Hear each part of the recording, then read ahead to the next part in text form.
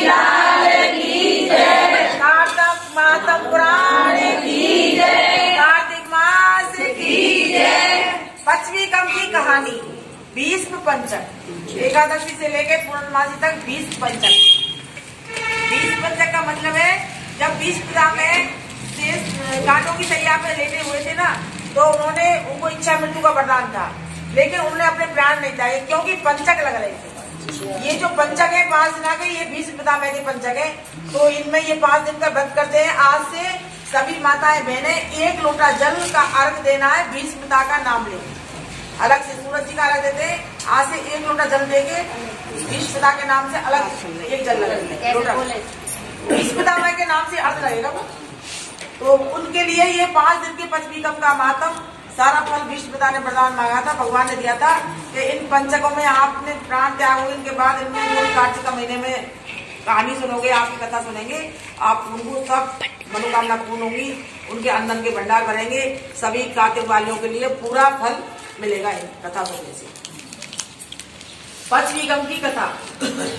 एक साहूकार के बेटे की बहू थी जो बहुत सुबह उठकर कार्तिक के महीने में रोजाना गंगा जी नहाने जाती थी। 2 कहानियां इसकी पचवीकम। पराये पुरुष का मुख नहीं देखती थी। एक राजा का लड़का था, जब भी रोजाना गंगा जी नहाने जाता और सोचता कि मैं इतनी सुबह नहाने आता हूँ, फिर भी मेरे से पहले कौन नहा लेता है। 5 दिन कार्तिक के रह गए थे। उस दिन साहूकार की बहू तो नहा के जा रही थी, राजा के बेटा आ रहा था। धुड़का सुनकर वह जल्दी जल्दी जाने लगी तो उसकी माला मोचनी छूट गई।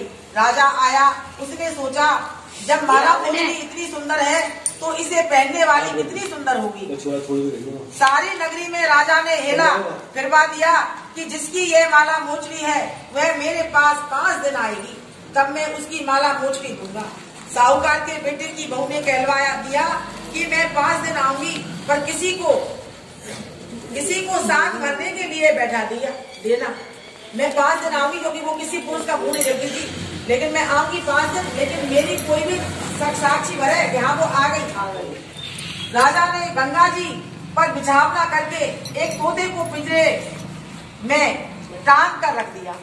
वह सुबह आई, पहली पैड़ी पर पैर रखा, वह बोली, हे कार्तक ठाकुर, राय दामोदर, 5 पांडव, छठे नारायण, भीष्म राजा, उस पापी को नींद आ जाए। भगवान से प्रार्थना कर रही है, उस पापी को नींद आ जाए। हाँ, मैं सबकी हूँ तो मेरा सब रखना। राजा को नींद आ गई और वह नहा धोकर जाने लगी तो तोते सुआ से बोली, सुआ सुमटा गल, घालूंगी हार, साग भरिए मेरा वीरा। मैं तुम्हारे लिए हार बनवाऊंगी, मेरी साग भरना। तोता से कह रही है।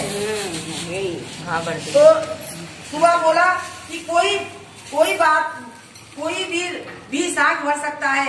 जब वह बोली कि सुबह सुमटा पग डालूंगी, नेवर साग भरिए मेरा देवर।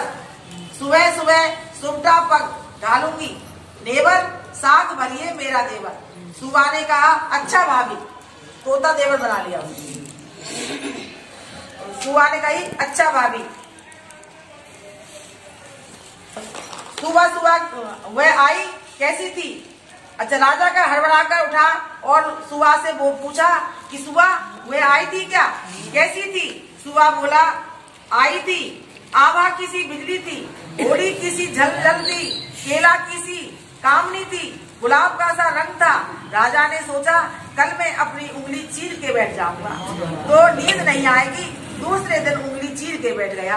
वह आई, उसने वैसे ही प्रार्थना करी, बस उसको नींद आ गई। नहा के जाने लगी तो सुआ ने साग भरवा दी। राजा ने उठते ही फिर सुआ से पूछा तो सुआ ने कल के जैसा ही जवाब दे दिया। उसने सोचा कल मैं तो आग में मिर्च डालकर बैठ जाऊंगा। तीसरे दिन आग में मिर्च डालकर बैठ गया। सारी रात हाय हाय करके बिताई और वह आई। वैसे ही प्रार्थना की, राजा को नींद आ गई। नहा के सुआ के साग भरवा के चली गई। राजा ने सोचा कल तो मैं कांटों की सेज बिछा कर बैठूंगा। चौथे दिन कांटों की सेज पर बैठाकर हाय हाय करता रहा। जब वह आई उसको नींद आ गई। वह प्रार्थना करके नहा के सुहा से भरा साग भरवा के चली गई। 5वें दिन राजा आग जलाकर उसकी राख पर बैठ गया। वह उस दिन भी प्रार्थना करती आई, आज भी मेरा सत रख दीजो। राजा को नींद आ गई। उसने सुहा से साग भरवा के बन ली और कहा, उस पापी से कह दीजो मेरे 5 दिन पूरे हो गए हैं, अब मेरी माला मोचनी मेरे घर भिजवा देगा। राजा ने उठते ही सुहा से पूछा कि वह आई थी क्या? सुहा बोला, आई थी, अपनी माला मोचनी मंगाई है। थोड़े दिन बाद राजा के कोढ़ निकल आया, क्योंकि राजा के लड़का भी कार्तिक नाता था, लेकिन उसने उसके प्रति गंदी सोच रखी। तो राजा के कोढ़ निकल आया, त्राही त्राही पुकारने लगा। ब्राह्मण को बुलाकर पूछा कि सारे शरीर में जलन कैसे लग गई? ब्राह्मण बोला कि यह कोई पतिव्रता स्त्री का पाप धरा है, जिससे लगी है। किसी पतिव्रता स्त्री को पाप से देखा है इसने, इसलिए इसकी कोढ़ निकल आया है। राजा ने पूछा कि अब कैसे ठीक होगा? ब्राह्मण बोला कि उसको तुम धर्म की बहन बनाओ और उसके नहाए हुए जल से नहाओगे तो तुम्हारा जलन कोढ़ ठीक होगा।